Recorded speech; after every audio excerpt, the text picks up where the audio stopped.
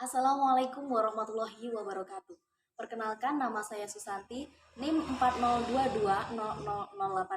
Di sini saya akan melaksanakan seminar proposal dengan judul Pengaruh Persepsi dan Pengetahuan Terhadap Minat Menabung di Bank Syariah KCP Ponorogo, Studi Kasus Warga Blembem Jabon, Jurusan Perbankan Syariah, Fakultas Ekonomi dan Bisnis Islam, Institut Agama Islam Negeri Ponorogo. Yang pertama, pendahuluan, latar belakang. Yang pertama, pertumbuhan ekonomi menandakan apakah aktivitas perekonomian berjalan baik atau tidak. Kemudian yang kedua, bisnis dalam perbankan syariah merupakan salah satu bisnis yang berkembang pesat akan tetapi kurang akan minat dari seorang nasabah sendiri. Kemudian yang ketiga, pada dasarnya bank syariah sendiri dalam pelayanan juga sangat baik akan tetapi ada ber, ada berbagai faktor yang mempengaruhi minat nasabah untuk menabung di bank syariah sendiri. Kemudian yang keempat, kurangnya pemahaman dan pengetahuan terkait bank syariah itu sendiri. Kemudian yang kelima, upaya bank syariah KCP Ponorogo dalam menarik minat nasabah Desa Blembem Jambon untuk menabung di bank syariah sangat kurang dan sangat minim. Kemudian yang keenam, upaya peningkatan pemahaman persepsi dan pengetahuan masyarakat mengenai produk, mekanisme, dan seluk-beluk perbankan syariah sangat kurang menyeluruh di daerah masyarakat Blembem Jambon Ponorogo sendiri. Kemudian tujuan penelitian.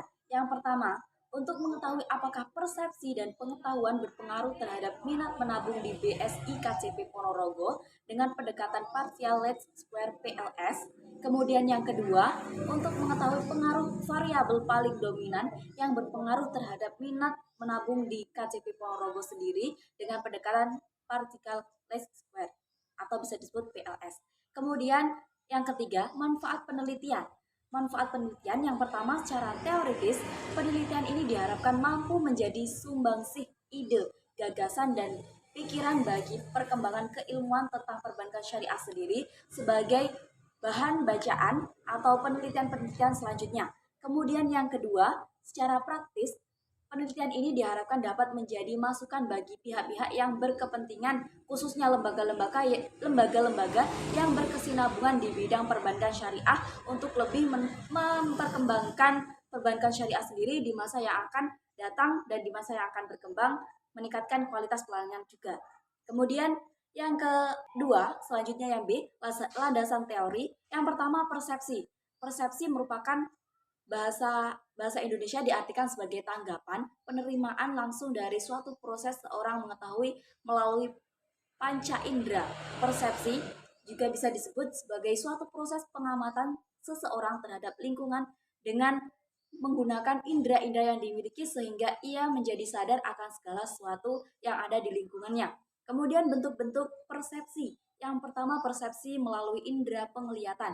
Alat indera merupakan alat utama dari individu mengadakan persepsi. Seseorang dapat melihat dengan matanya, tetapi mata bukanlah satu-satunya bagian hingga individu dapat mempersepsi apa yang dilihatnya. Kemudian yang kedua, persepsi melalui indera pendengaran. Jadi selain persepsi melalui indera penglihatan, yang kedua persepsi melalui indera pendengaran, yakni orang dapat mendengar sesuatu dengan alat pendengaran yaitu telinga. Telinga merupakan salah satu alat untuk dapat mengetahui sesuatu yang ada di sekitarnya. Kemudian yang ketiga, persepsi melalui indera mencium, yakni seseorang dapat mencium bau sesuatu melalui indera penciuman yaitu hidung. Kemudian penerimaan atau reseptor bau tersebut terletak dalam hidung sebelah dalam. Kemudian minat. Minat menabung merupakan suatu kecenderungan untuk memberikan perhatian dan bertindak terhadap orang, aktivitas, atau situasi yang minat menabung tersebut dapat juga diartikan sebagai minat beli. Menurut Howard dan Seth, merupakan suatu yang berhubungan dengan rencana konsumen untuk membeli produk tersebut. Kemudian yang ketiga, pengetahuan. Pengetahuan adalah informasi yang telah diinterpretasikan oleh seseorang dengan menggunakan sejarah, pengalaman, dan skema interpretasi yang dimilikinya. Kemudian pengetahuan juga dapat diperoleh dari rasa ingin tahu pada diri seseorang. Sedemikian kuat rasa ingin tahu manusia tersebut, juga akan semakin banyak informasi yang dimiliki konsumen mengenai berbagai macam produk-produk jasa serta pengetahuan lainnya. Kemudian faktor-faktor yang mempengaruhi pengetahuan. Yang pertama pendidikan, kemudian yang kedua pemaparan media massa, yang ketiga sosial ekonomi, yang keempat hubungan sosial, dan yang terakhir pengamatan. Kemudian kerangka berpikir.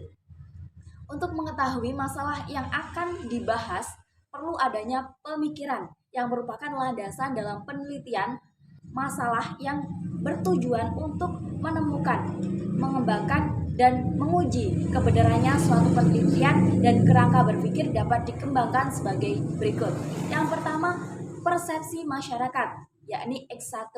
Kemudian yang kedua, pengetahuan, X2. Kemudian yang ketiga, minat nasabah, Y. Kemudian hipotesis penelitian. Hipotesis penelitian merupakan jawaban sementara terhadap rumusan masalah peneliti di masa rumusan masalah peneliti telah dinyatakan dalam kalimat pertanyaan. Dikatakan sementara karena jawaban yang diberikan baru berlandaskan pada teori yang relevan, belum didasarkan pada fakta-fakta empiris yang diperoleh melalui pengumpulan data. Kemudian juga dapat dikatakan sebagai jawaban yang empirik dengan data. Kemudian hipotesis dalam penelitian ini adalah sebagai berikut. Yang pertama, HO1, yakni persepsi tidak berpengaruh terhadap minat menabung di Bank Syariah Indonesia KCP Ponorogo.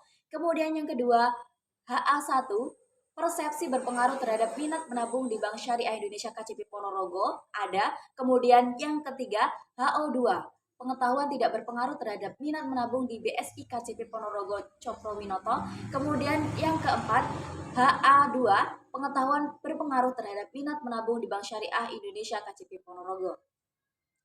Kemudian metode penelitian.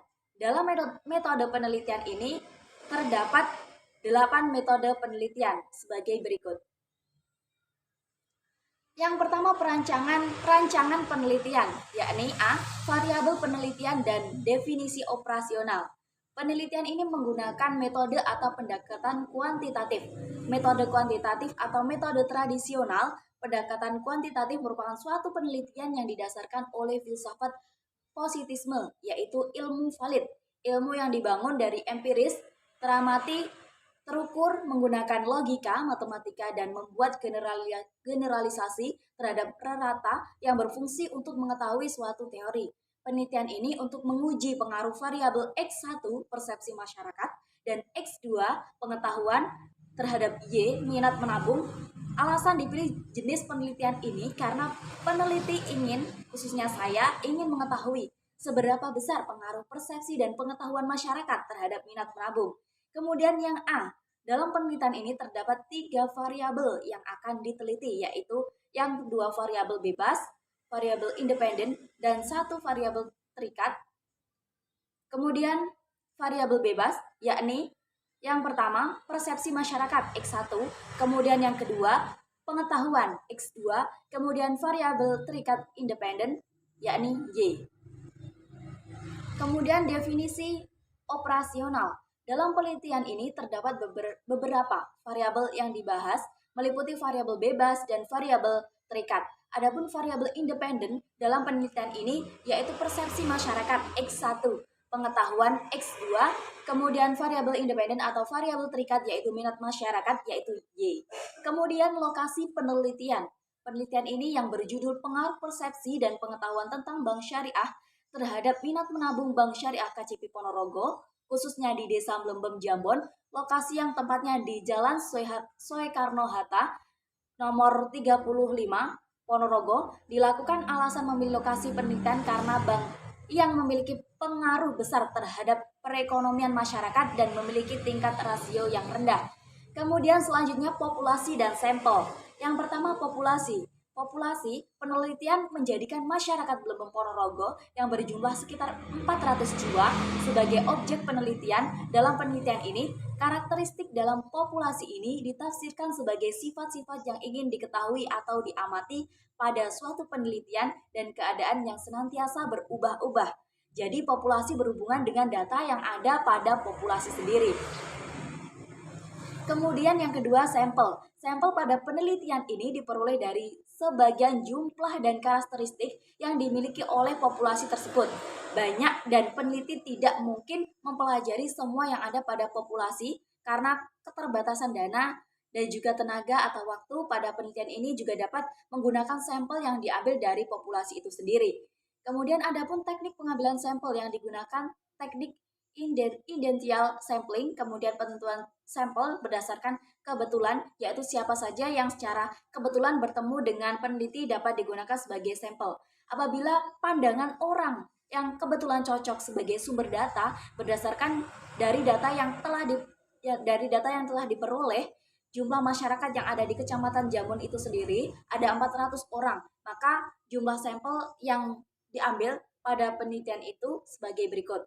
Keterangannya, N kecil ukuran sampel, kemudian N besar itu ukuran populasi, kemudian E kecil persepsi kelonggaran 10% atau 0,01, kemudian jumlah populasi warga Jambon itu sebesar 400 dan tingkat kesalahan yang dikehendaki adalah persen. Maka jumlah sampel yang digunakan sebagai berikut. N kecil sama dengan 400, 1 tambah buka kurung 400, 10% tutup kurung kemudian 400, 1 tambah 400 kali buka kurung 0,05 pangkat 2, tutup kurung kemudian 400, 1 ditambah buka kurung 400 kali buka kurung 0,0025 tutup kurung sama dengan 400, 1 tambah buka kurung 0,75 tutup kurung, kemudian N sama dengan 400 per 1,75 sama dengan 228,5. Kemudian yang keenam, metode pengumpulan data. Teknik pengumpulan data berkaitan dengan mekanisme yang harus dilakukan oleh peneliti dalam mengumpulkan data, yakni merupakan langkah yang paling strategis dalam penelitiannya, karena tujuan utama dari peneliti adalah mendapatkan data.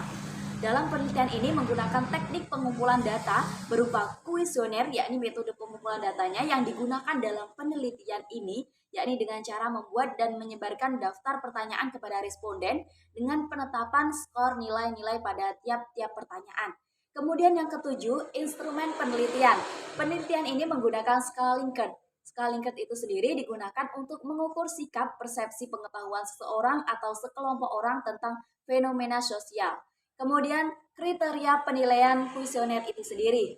Yang pertama, yakni sangat puas, keterangannya SS, kemudian setuju yaitu S, kemudian tidak setuju yaitu TS, kemudian sangat tidak setuju yaitu STS.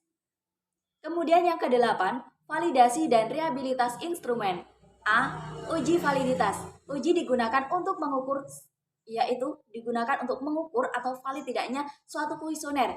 Suatu kuesioner dikatakan valid jika pertanyaan pada kuesioner mampu untuk mengungkapkan suatu yang akan diukur oleh kuesioner itu sendiri. Kemudian yang B, rehabilitas, yakni rehabilitas adalah alat untuk mengukur suatu kuesioner yang merupakan indikator dari variabel atau konstruksi. Suatu kuesioner dikatakan reliable atau handal jika jawaban seseorang terhadap pertanyaan adalah konsisten atau stabil dari waktu ke waktu. Kemudian yang C, teknik pengolahan data dan analisis data. Yang pertama adalah PLS, yakni analisis persamaan struktural, yakni berbasis varian yang setara simultan dapat melakukan pengujian model pengukuran sekaligus pengujian model struktural. Model pengukuran digunakan untuk uji validitas dan rehabilitas, sedangkan model struktural digunakan untuk uji kualitas pengujian hipotesis dengan model prediksi. Oke, terima kasih. Itu tadi seminar proposal dari saya, khususnya saya sendiri, Susanti. Terima kasih. Mungkin cukup sekian. Wassalamualaikum warahmatullahi wabarakatuh.